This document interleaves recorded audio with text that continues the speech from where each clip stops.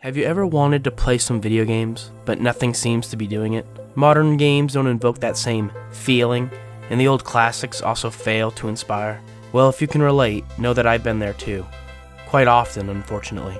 And it got me thinking, a sad thought I don't want to believe, but do I even enjoy video games anymore? And I mean truly enjoy them, for their own sake. I still play video games. I play Guild Wars 2 every day. But how much of that is just habit? Skinner box type mind tricks to keep me in the game. If I wasn't already 10 years invested, would I still play? Why do more modern games seem so uninteresting to me? With these questions in mind, I decided there was only one course of action: to go back to the start, to replay all the big key games that left an impression on me, starting as far back as I can remember, and working my way to modern day to see if I can reignite my love of video games. I've dubbed this exercise Chasing Nostalgia.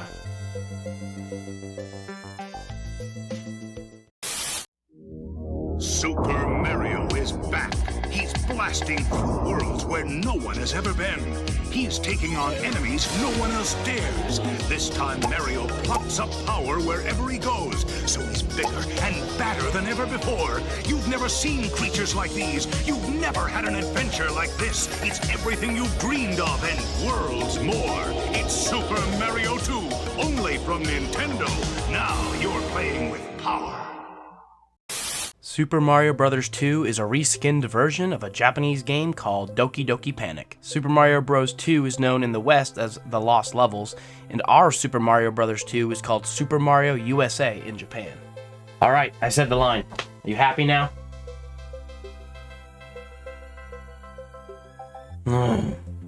Damn YouTube Shadow Lords. So anyway, stated in the previous episode, Super Mario All-Stars was one of the first games I ever had. I even still have it right here. Such a great collection. They even added Super Mario World to the collection at some point, but I've never owned it. Crazy to think you could get 5 great full Mario games in one cart. Truly amazing. I bring this up because the All-Star version of Mario 2, and spoiler alert, Mario 3, is what I have the most nostalgic memories of. I have played and beaten the 8-bit NES versions, but my first introduction was the All-Star 16-bit versions, so that's what we're gonna do. If you don't like it, tough!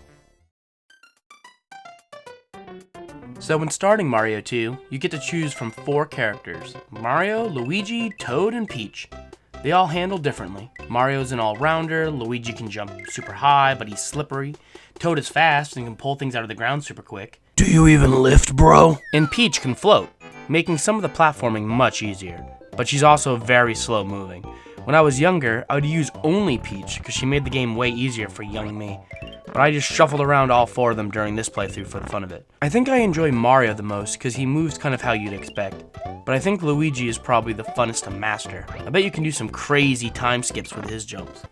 So an interesting thing about Mario 2 is it's in this weird place in the Mario universe. It plays differently than most Mario games, but going forward, so many aspects of this game would be what fills the Mario roster forevermore.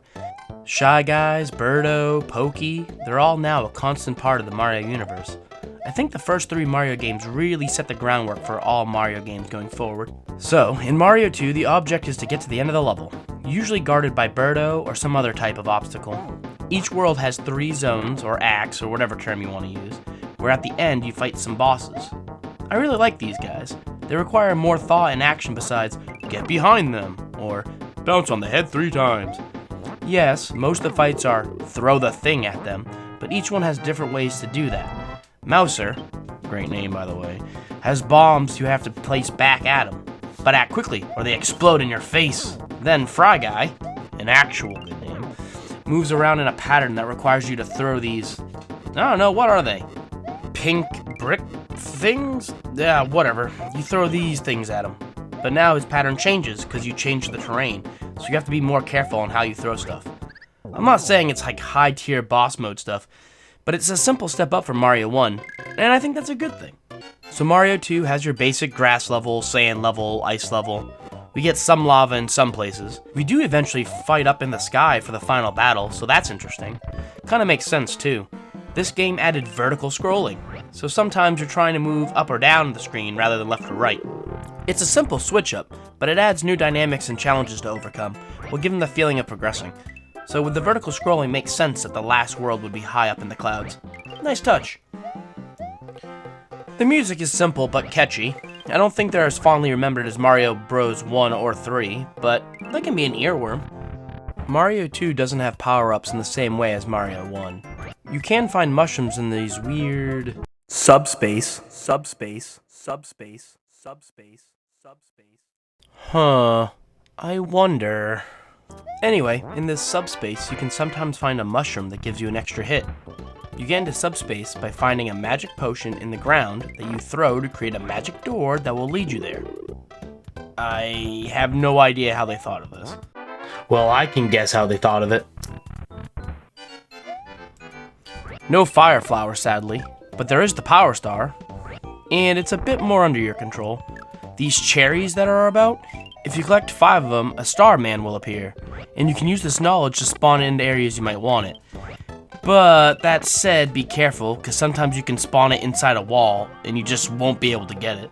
Ha! See you later, you dumb bitch! There's also a stopwatch you can get, but I rarely ever do. You have to pull up large vegetables and you'll get one. I just keep moving. I don't see much use in the clock, honestly. A memorable enemy from this game is the spooky mask boy. Wait, does it have a name? 1 second. Phanto. Huh. I'm still calling him Spooky Mask. Anyway, Spooky Mask used to stress me out as a kid, but now I know just to throw the damn key and he'll leave you alone. It's not as bad as I remember it being. Still, first-time players, I'm sure it's to cause panic, so that's always a fun time. There's also a level where you pull out a rocket ship that flies into the sky, and then later you're hopping on the back of whales and stuff. It's just such a crazy, bizarre set of events. It has stuck with me all these years. I also like this random one-time thing where you need to not fight Birdo, but ride the egg thing all the way to the other side. It's just different. It stood out to me. Thought I'd mention it.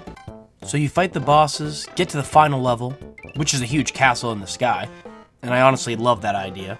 It's honestly pretty cool to me. But inside it's also full of traps and a room that feels like a castle. It's just a fun last level in my opinion, testing you fairly hard. It's good. Then you have that last battle with Wart. He spits bubbles at you and have to throw these vegetables coming out of this weird vegetable machine. Why does he have a huge machine in his private chambers that creates the one thing that defeats him? I guess it doesn't matter, because we find out it's all a dream! The entire game, which is a simple dream Mario was having. If you read the manual, you would know this world is called Subcon. You know, like subconscious. So the reveal that it's a dream at the end wouldn't be much of a surprise. Unless you're 5 and you just found out and it's some big twist. I guess that explains why we never see Wart in another Mario game. He does have one more appearance, but we're not quite there yet. Then you get to the ending credits theme. I have to say a quick shout out to the old Screw Attack Side Scrollers podcast, way back in the day with Stuttering Craig and that whole squad. They would use this song as they ended their podcast episode, and I always associate it with that. Overall, Mario 2 works out very well, even though it wasn't originally designed to be a Mario game. It added tons of new enemies to the Mario lore, and it is a fun game to this day. I think it's a bit less pick-up and play friendly compared to Mario 1, but it's an excellent time all the same. Give it a playthrough if you haven't in a while. It holds up. And with that, Game 3 completed. I know so far the games have been positive, but this streak won't last forever. We'll hit the stinkers eventually. But for now, I'm seeing why my love of video games have endured for so long. My roots have some classics that really stand the test of time. But let's see if that continues on with our next game. If you're having as much fun as I am, or even if it's just a fraction, please like and subscribe. The YouTube Shadow Lords ordered me to say this. With that said, I have nostalgia to chase. Stay safe out there. Peace.